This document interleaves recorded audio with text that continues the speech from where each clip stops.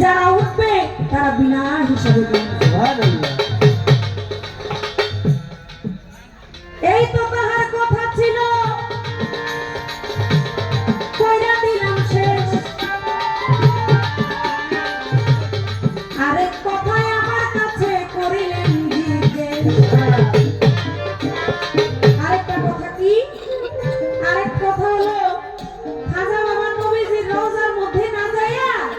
তিনি খেজুরের বাগানে 7 দিন রয়েছে এখন আমার বাবাজির কথা হলো খেজুর বাগানে কি করছে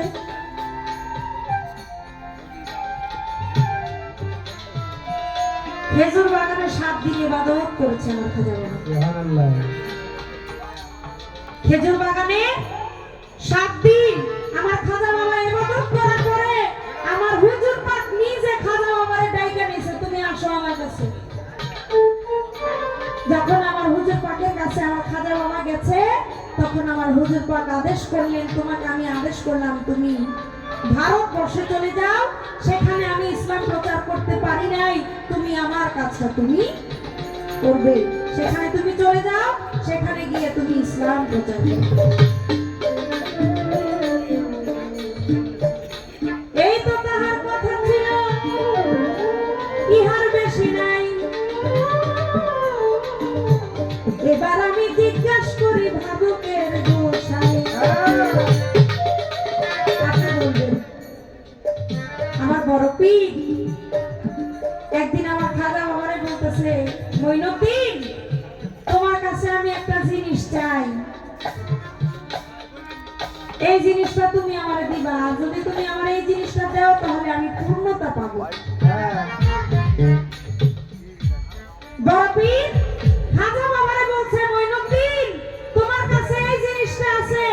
এই জিনিসটা আমি চাই আর তুমি যদি এই জিনিসটা আমারে দাও তাহলে আমি পূর্ণতা পাবো আপনার কাছে জানার বিষয় জিনিসটা কি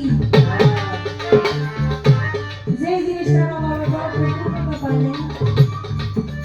একটাই প্রশ্ন কারণ রাত অনেক হয়ে গেছে আর বেশি প্রশ্ন করার দরকার নেই একটাই প্রশ্ন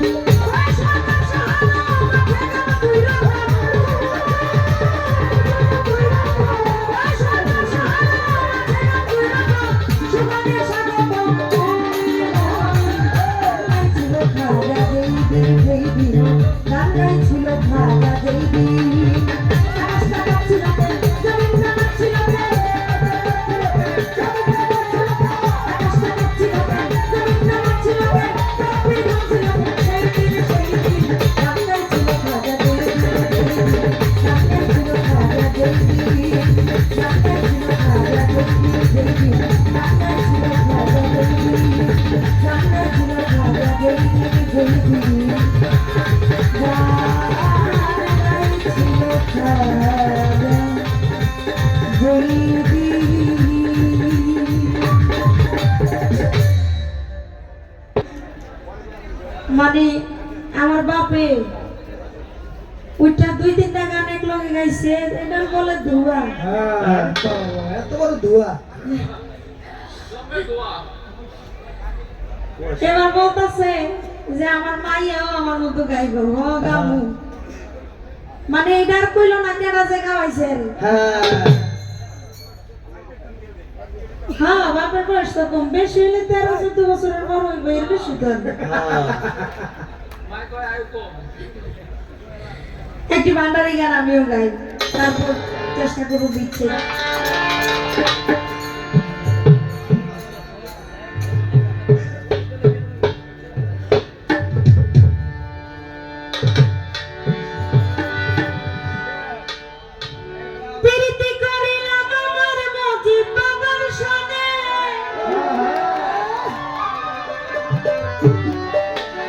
Piriti Corina